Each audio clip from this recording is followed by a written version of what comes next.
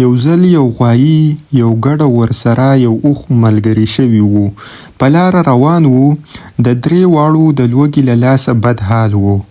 د ډېر لټون نه پس یې یو وړه ګېډۍ د وښو بیا مونده. وږي شوي خو ټول وو. هر یو دا غوښته چې دا واښه وخوري او لوږه پرې ووجني.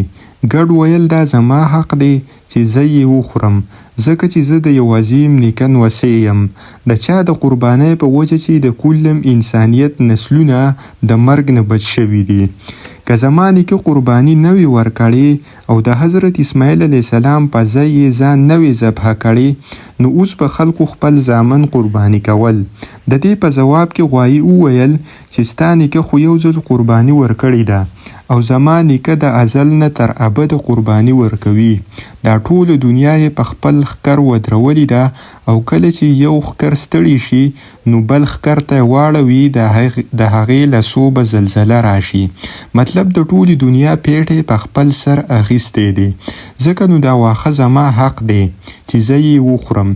کله چې د دواړو د خپلو نیکونو کارنامې بیان کړې نو د اوښ نیکه خو څه کارنامه نه وه کړې، ځکه نو اوښ د وښو ګېډۍ راواخیسته، په یو لوړ ځای یې کېښوده.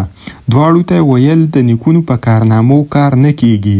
واښه یې خوړل او ویل یې اوس دې ستاسو نیکونه راشي او دا واښه دې تاسو له درکړي. د دې قصې مطلب دا دی چې د انسان عزت او مقام د هغه په اوسني عمل او کوشش پورې تړلی دی. څوک چې د نورو د کار په زور ځان لوړ بولي، هغه ټول عمر بې وسه پاتې کیږي.